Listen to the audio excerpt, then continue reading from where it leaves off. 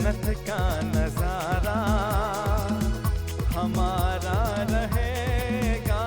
ये है कश्मीर हमारा, ये है कश्मीर हमारा। फिरदौस ये कश्मीर ज़मीं पे जन्नत का नजारा हमारा रहेगा। ये है कश्मीर हमारा, ये है कश्मीर हमारा।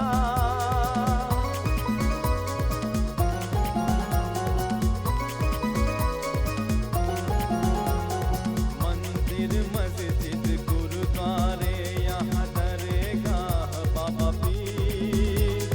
ऋषि मुनियों की धरती है ये जन्नत की तस्वीर। मंदिर मस्जिद गुरुद्वारे यहाँ दरगाह बाबा पीर। ऋषि मुनियों की धरती है ये जन्नत की तस्वीर।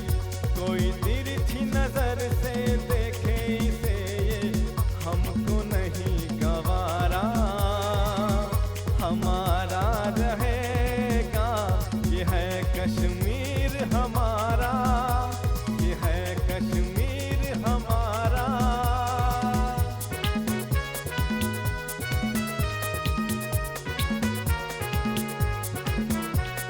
झर झर बहते झरने पर्वत, चोटियां छूती नील गगन। इस धरती को देख देव भी स्वर्ग से करते हैं नमन। झर झर बहते झरने पर्वत, चोटियां छूती नील गगन। इस धरती को देख देव भी स्वर्ग से करते हैं नमन। कल कल नमस्कार, आदाब, सत श्री अकाल। दोस्तों, फिरदौस कश्मीर के इस एपिसोड में आपका बहुत बहुत स्वागत है। मैं हूं ब्रिजेश। करीब 200 साल की लंबी गुलामी के बाद जब देश आज़ाद हुआ, उस वक्त लोगों ने एक सुकून की सांस ली। उनकी आंखों में थे बहुत सारे सपने, संपन्नता, विकास, खुशहाली। लेकिन इस सपने को पहला आघात पहुंचा भारत के बंटवारे के साथ, और इसके साथ ही शुरू हुआ भारत और पाकिस्तान के बीच वैमनस्यता का एक लंबा दौर, जिसके केंद्र में रहा कश्मीर। तो फिरदौस कश्मीर के इस एपिसोड में हम बात करेंगे भारत और पाकिस्तान के बीच लड़े गए पहले युद्ध के बाद। भारत में सन 1857 ईस्वी के विद्रोह के बाद ब्रिटिश सरकार ने सन 1858 ईस्वी के गवर्नमेंट ऑफ इंडिया एक्ट के अधीन भारत का शासन अपने हाथ में ले लिया। भारत के प्रथम वाइसरॉय तथा गवर्नर जनरल लॉर्ड कैनिंग ने नवंबर 1858 को इलाहाबाद में नई सरकार की घोषणा कर दी तथा आने वाले ब्रिटिश प्रशासनों ने नई सरकार की सत्ता को पूरे महाद्वीप में मजबूत करके देश भर में एक राजनीतिक इकाई स्थापित की। व्यापार तथा संचार व्यवस्था पर ध्यान दिया जाने लगा। शिक्षा, अंग्रेजी भाषा, इतिहास तथा संस्कृति के विकास पर भी बल दिया गया।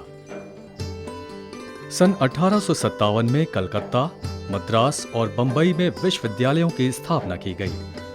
जब सन 1906 में एक धनी, सफल तथा पाश्चात्य रंग में रंगे मुस्लिम नेता मोहम्मद अली जिन्ना कांग्रेस में शामिल हुए, तो इसे हिंदू मुस्लिम एकता की ओर एक कदम समझा गया। अंग्रेजों के लिए ये खतरे का संकेत था। उन्होंने हिंदू मुस्लिम विरोध को हथियार बनाकर फूट डालो की नीति को अपनाया, ताकि वो कुछ और समय तक भारत में शासन कर सकें। उस समय भारत में छोटी छोटी रियासतें थीं, जिन्हें रजवाड़े का नाम दिया जाता था, और उन रियासतों पर शासन करने वाला राजा कहलाता था। हिंदुओं में जाति भेद काफी सख्त था। छुआछूत का प्रचलन था। अंतर जातीय विवाह की अनुमति नहीं थी। पुरुष बहु विवाह कर सकते थे। महिलाओं के लिए दूसरा विवाह वर्जित था। किसी भी विदेशी आक्रमण से अपनी रक्षा करने की इन राजाओं में शक्ति नहीं थी। भारत पर अरबों का आक्रमण और विजय तथा मंगोल आक्रमण के दौरान इस्लाम धर्म का उदय हुआ। ये लोग हिंदुओं के प्रति बहुत क्रूर थे। हिंदुओं को दबाने का हमेशा प्रयास करते थे। बयाना के काजी द्वारा हिंदुओं के प्रति नीति निर्धारण तथा शासकों द्वारा उस नीति का पालन। काजी के अनुसार क्योंकि हिंदू पैगंबर मोहम्मद के घातक शत्रु हैं, इसलिए हिंदू को इस्लाम धर्म कबूल कर लेना चाहिए। बादशाह औरंगजेब हिंदू धर्म का कट्टर शत्रु था। उसने हिंदुओं की सब परंपराओं को एवं रीति रिवाजों को खत्म कर दिया।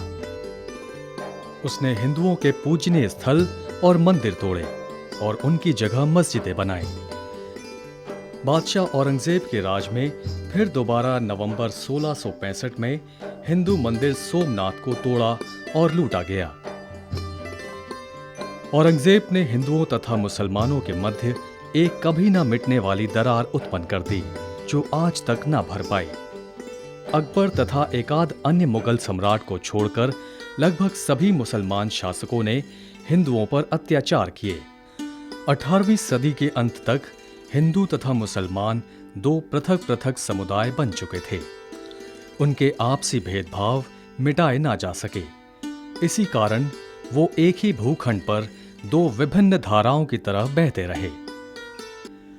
सन 1909 में इंग्लैंड में लिबरल पार्टी की सरकार ने इंडियन काउंसिल एक्ट जारी किया, जो बाद में मॉर्ले मिंटो के सुधारों के नाम से जाना गया। असल में ये हिंदू मुस्लिम के बीच विरोध भाव का लाभ उठाने का षड्यंत्र था। मुस्लिम तथा अन्य अल्पसंख्यकों के लिए अलग निर्वाचन क्षेत्र बनाए और हिंदुओं के अलग। सन 1916 में कांग्रेस का वार्षिक अधिवेशन लखनऊ में हुआ। मुस्लिम लीग ने भी उसमें भाग लिया। जिन्ना एक ही समय पर कांग्रेस और लीग दोनों में छा गए। भारतीय संविधान का खाका बनाने तथा उसको कांग्रेस एवं लीग के अधिवेशनों में पारित करवाने में जिन्ना ने महत्वपूर्ण भूमिका निभाई। 4 अगस्त 1914 को पहला विश्व युद्ध आरंभ होने से भारत में राजनीतिक गतिविधियां तेज हो गईं। दक्षिण अफ्रीका से लौटकर महात्मा गांधी कांग्रेस के साथ जुड़ गए। सन 1920 में उन्होंने श्रीमती एनी बेसेंट से होम रूल लीग के अध्यक्ष पद का कार्यभार संभालते ही अंग्रेजी साम्राज्य के अधीन स्वराज की अपेक्षा पूर्ण स्वराज्य को लक्ष्य बनाया तथा शांतिपूर्वक तथा कानूनी ढंग के शब्दों के स्थान पर संवैधानिक ढंग के शब्दों का प्रयोग किया। हालांकि ये परिवर्तन बहुमत से किए गए, फिर भी जिन्ना ने इनका विरोध किया। गांधी जी ने अध्यक्ष होने के नाते जिन्ना की ये आपत्ति रद्द कर दी। इस प्रतिक्रिया से जिन्ना ने 19 अन्य सदस्यों सहित होम रूल को छोड़ दिया। 31 अक्टूबर 1929 को भारत के वाइसरॉय लॉर्ड इरविन ने घोषणा की कि इंग्लैंड में सत्ता में आई लेबर पार्टी की सरकार भारतीय नेताओं के साथ एक गोलमेज सम्मेलन में विचार विमर्श करेगी। कांग्रेस ने प्रथम सम्मेलन का बहिष्कार किया, मगर बाद में गांधी जी ने दूसरे सम्मेलन का प्रतिनिधित्व किया। मुस्लिम लीग ने अपनी मांगों को दोहराया। लीग को अंग्रेजों का समर्थन था, अतः कांग्रेस ने दोबारा लीग की मांगें अस्वीकार कर दी। अंग्रेज सरकार ने घोषणा की कि भारतीय नेता अपने सांप्रदायिक मतभेद मिटाने में असफल रहे, अतः इन समस्याओं को खुद अंग्रेज सरकार सुलझाएगी। अप्रैल 1932 में अंग्रेज सरकार ने अपने सुझावों में मुसलमानों के लिए अलग निर्वाचन क्षेत्र तथा आरक्षण को मान्यता दी। अंग्रेज सदा कांग्रेस पार्टी को एक राष्ट्रीय पार्टी मानने के बजाय एक हिंदू पार्टी समझकर पेश करती रही। गोलमेज सम्मेलन के बाद अंग्रेज सरकार ने एक श्वेत पत्र जारी करके भारतीय संविधान के लिए अपने सुझावों को रेखांकित किया। संयुक्त समिति ने विचार विमर्श करके बाद में इन सुझावों को भारत सरकार के 1935 अधिनियम में शामिल किया, जिनकी मुख्य विशेषताएं इस प्रकार थीं। भारत में संघीय सरकार होगी, विभिन्न प्रांतों को पूर्ण स्वायत्ता होगी, भारत में एक फेडरल कोर्ट की स्थापना की जाएगी। सन 1937 में विभिन्न विधान मंडलों में चुनाव कराए गए। कांग्रेस ने मुस्लिम लीग के साथ संयुक्त प्रदेश में मिलकर काम करने का एक अनौपचारिक समझौता किया। जब कांग्रेस को स्पष्ट बहुमत मिला तो उसने केवल अपनी सरकार बनाने का निर्णय लिया, मुस्लिम लीग को दरकिनार कर दिया। इसलिए लीग को निराशा हुई ये कांग्रेस की भारी भूल थी। इससे कांग्रेस और मुस्लिम लीग के बीच दरार पड़ गई। कांग्रेस और मुस्लिम लीग में अनबन तो पहले से ही थी और इस चुनाव ने आग में घी डालने का काम किया। यदि उस समय लीग को कांग्रेस खुद में मिला लेती तो आज भारत के हालात कुछ और होते। नेहरू ने यूपी में मुस्लिम लीग को नया जीवन दिया और जिन्ना ने इस स्थिति का पूर्ण लाभ उठाया। 15 अगस्त 1947 को जब देश आजाद हुआ, उस वक्त वो बहुत सारी रियासतों में बटा हुआ था। उनमें से एक था जम्मू कश्मीर, जिसके पास ये अधिकार था कि वो या तो भारत के साथ विलय करे या पाकिस्तान के साथ, या फिर स्वतंत्र अस्तित्व बनाए रखे। पाकिस्तान के जनक मोहम्मद अली जिन्ना को यह विश्वास था कि कश्मीर को पाकिस्तान का ही अंग होना चाहिए। इसके लिए उन्होंने ऐसी स्थिति पैदा की कि कश्मीर को पाकिस्तान में विलय के लिए बाध्य होना पड़े, जिसके तहत शुरू हुआ कश्मीर पर कबायली हमला और उसकी परिणति देखने को मिली भारत और पाकिस्तान के बीच पहले युद्ध के रूप में। और एक आक्रामक अभियान आरंभ किया जो अंततः देश को विभाजित कर गया।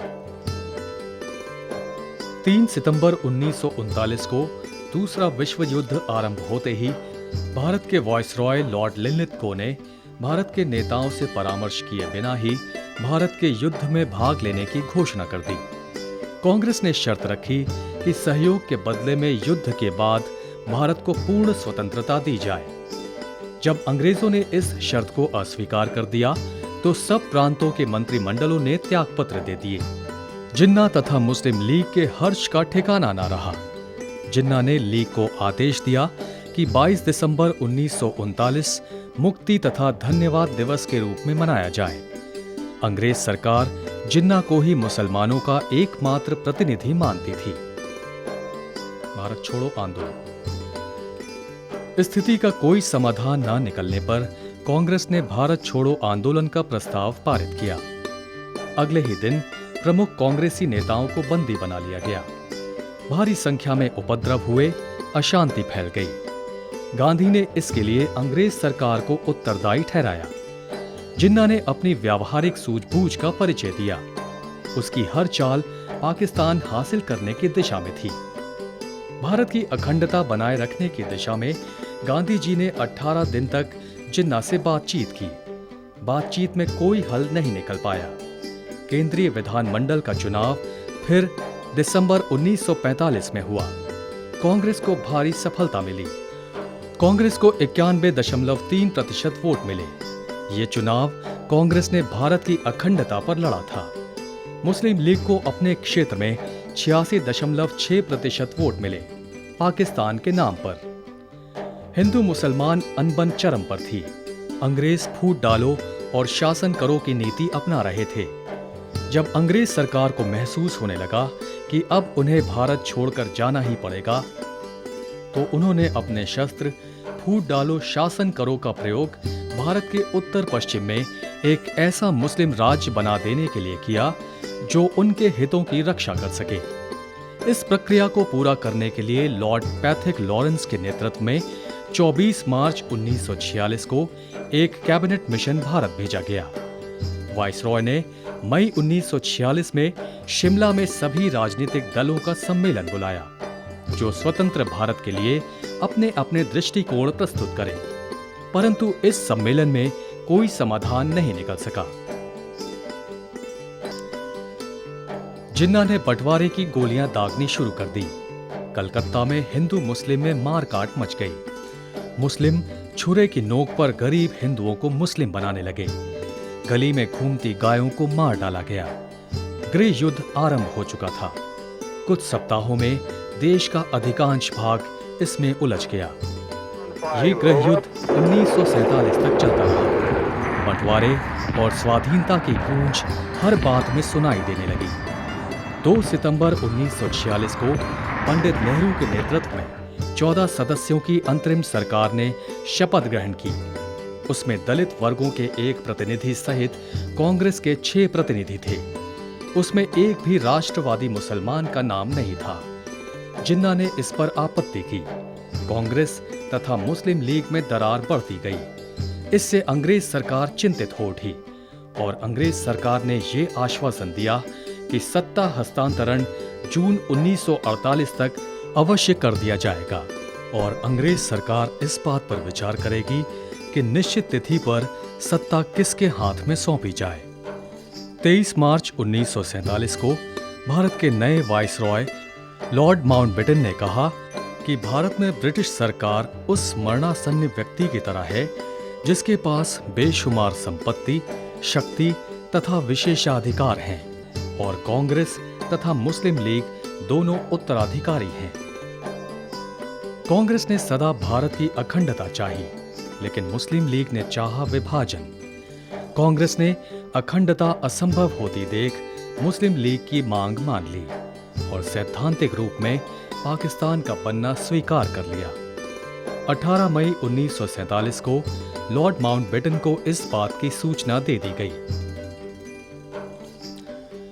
लॉर्ड माउंटबेटन ने एक रूपरेखा तैयार की जो कांग्रेस और लीग दोनों को स्वीकार्य थी।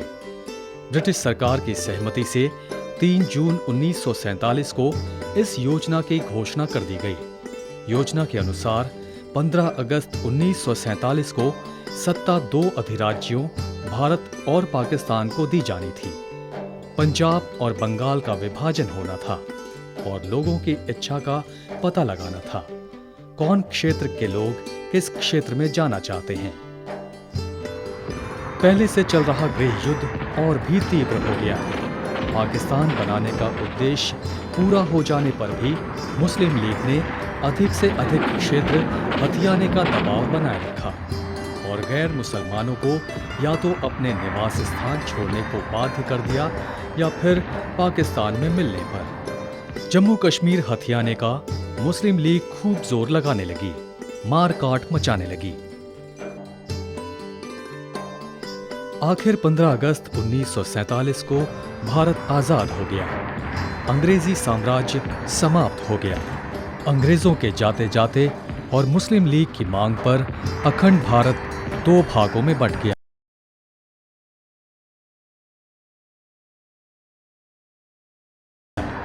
भारत और पाकिस्तान। 14 अगस्त 1947 को पाकिस्तान का जन्म हो जाने पर भी जिन्ना को संतुष्टि नहीं मिली। जिन्ना कश्मीर को पाकिस्तान में मिलाना चाहते थे। उस समय जम्मू कश्मीर आजाद रियासत थी। भारत के प्रधानमंत्री का पद पंडित नेहरू ने संभाला और नेहरू ने लॉर्ड माउंटबेटन के सम्मुख गवर्नर जनरल बनने का प्रस्ताव रखा, जो माउंटबेटन ने स्वीकार कर लिया। जिन्ना ने स्वयं पाकिस्तान के गवर्नर जनरल का पद ग्रहण किया और लियाकत अली खान को पाकिस्तान का प्रधानमंत्री बनाया। जिन्ना को कश्मीर चाहिए था, जम्मू कश्मीर का भारत में मिलना। 15 अगस्त 1947 को जम्मू कश्मीर रियासत के पास इतना अधिकार था कि वो किसी भी डोमिनियन में शामिल हुए बिना स्वतंत्र रह सके। जिन्ना को विश्वास था कि कश्मीर तो उनका ही होगा। जिन्ना स्थिति को कुछ इस तरह मोड़ने लगे कि महाराजा के पास पाकिस्तान से मिलने के अतिरिक्त और कोई विकल्प ना रहे। पाकिस्तान के प्रोत्साहन से हुआ कबायली आक्रमण अंतिम बल प्रयोग था, जिसने भारत में जम्मू कश्मीर के अधिमिलन को गति प्रदान की और जिन्ना का ये सपना पूरा नहीं हो सका। पाकिस्तान ने जम्मू की भारत के साथ लगी 250 किलोमीटर सीमा पर सांप्रदायिक आक्रमण करवाए। छापामारों ने हथियारों से लैस होकर हिंदुओं को मारना शुरू किया। बंदूक की नोक पर धर्म परिवर्तन करने लगे। हिंदुओं के गांव जला दिए, लोगों को मार डाला, संपत्ति लूट ली। ये छापामार कबायली थे। जम्मू की एक मस्जिद में मुसलमानों ने किलाबंदी करके वहां से गुजरने वाले हिंदुओं पर गोली बरसानी शुरू की, जिसमें बहुत से हिंदू मारे गए। ये आक्रमण एक तरफा था।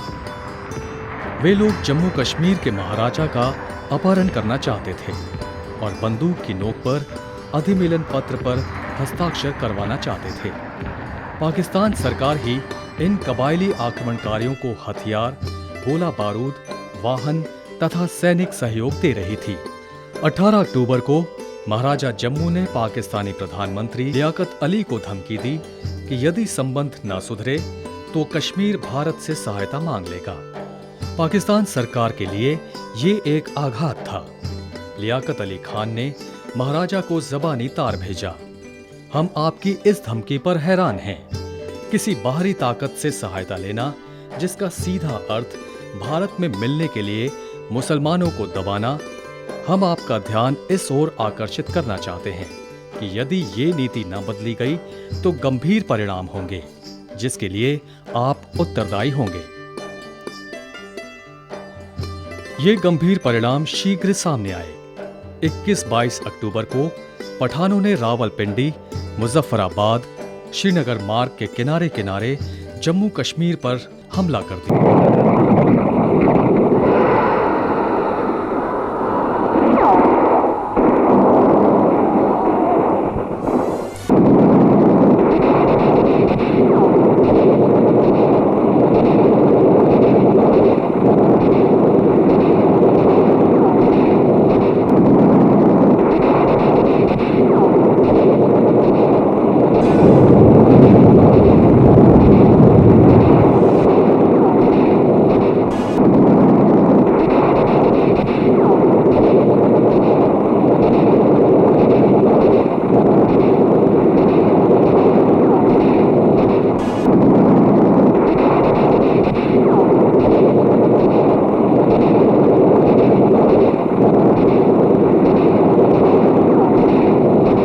इस हमले में हमें सफलता मिली।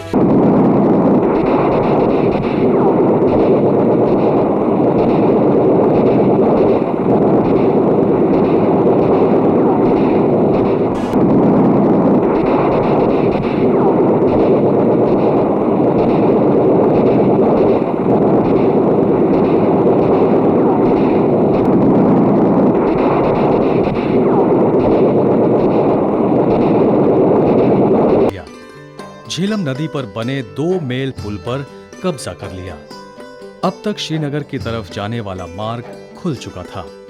जिन्ना ने कबायलियों को कहा कि श्रीनगर पर कब्जा करो तथा मासात में पड़ने वाली ईद वहां मनाओ, अपना बचाव करते हुए। दरअसल पाकिस्तानी सेना इन कबायली आक्रमणकारियों को हर तरह की सहायता दे रही थी, चाहे वो गोला बारूद हो या वाहन या फिर सैन्य सहायता। और देखते ही देखते जिन्ना के शहर पर ये कबायली आक्रमणकारी श्रीनगर की तरफ कूच करने लगे और ऐसे में महाराजा हरि सिंह के पास भारत से सहायता मांगने के अलावा कोई विकल्प नहीं बचा। महाराजा के पास नई दिल्ली से सैनिक सहायता मांगने के अलावा कोई विकल्प न रहा। महाराजा ने उप मुख्यमंत्री RL बत्रा को उसी दिन भारत सरकार से सैनिक हस्तक्षेप के लिए अनुरोध करने के लिए भेज दिया। दिल्ली में अगले दिन 25 अक्टूबर को बैठक हुई। राज्य सरकार के अनुरोध पर विचार किया गया। लॉर्ड माउंटबेटन को कुछ संकोच था। उनके अनुसार कश्मीर के अधिमिलन से पहले सेना भेजना खतरनाक है।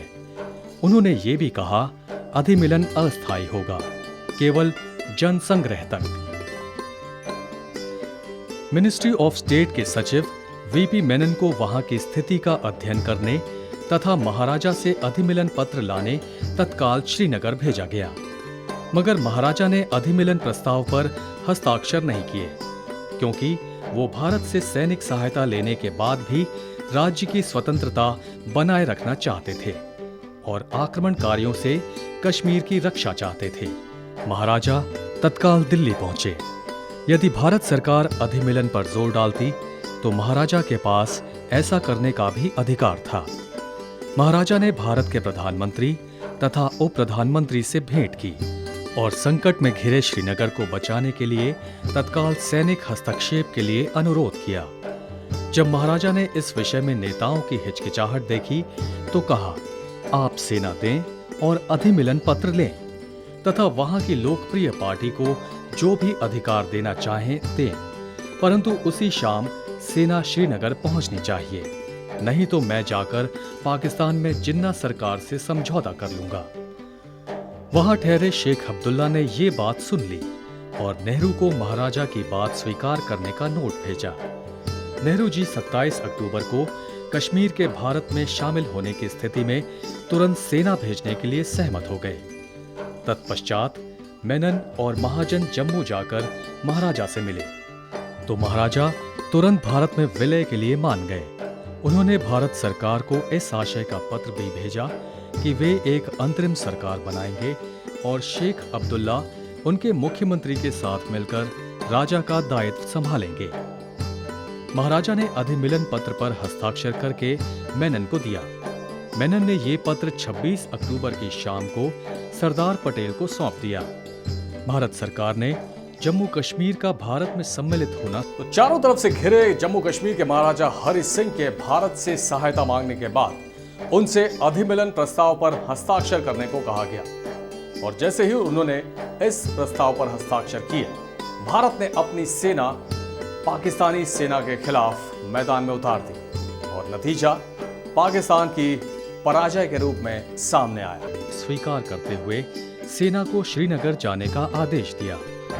सुबह भारतीय सैनिक श्रीनगर पहुंचे और तुरंत सैनिक कार्रवाई के लिए श्रीनगर तथा पूरी कश्मीर घाटी को पाकिस्तानी आक्रमण से बचा लिया। जिन्ना को मुंह की खानी पड़ी। इस बार भी उनका कश्मीर लेने का सपना अधूरा रह गया।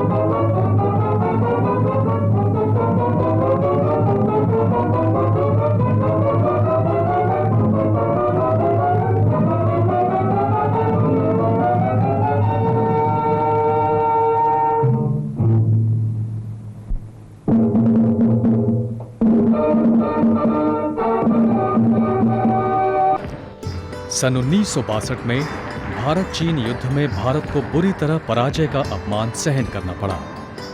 प्रधानमंत्री पंडित नेहरू के मनोबल को गहरी चोट लगी। भारत के हालात बिगड़ गए और पाकिस्तान के दोबारा जम्मू कश्मीर रियासत पाने के लिए अरमां मचल उठे। वो भारत की बिगड़ती हालात का फायदा उठाना चाहता था। फिरदौसे कश्मीर के इस एपिसोड में बस इतना ही। हमें उम्मीद है कि आपको ये एपिसोड जरूर पसंद आया होगा। अगले एपिसोड में हम बात करेंगे भारत और पाकिस्तान के बीच लड़े गए दूसरे युद्ध के बारे में। तब तक के लिए मुझे और मेरी पूरी टीम को दीजिए इजाजत। नमस्कार।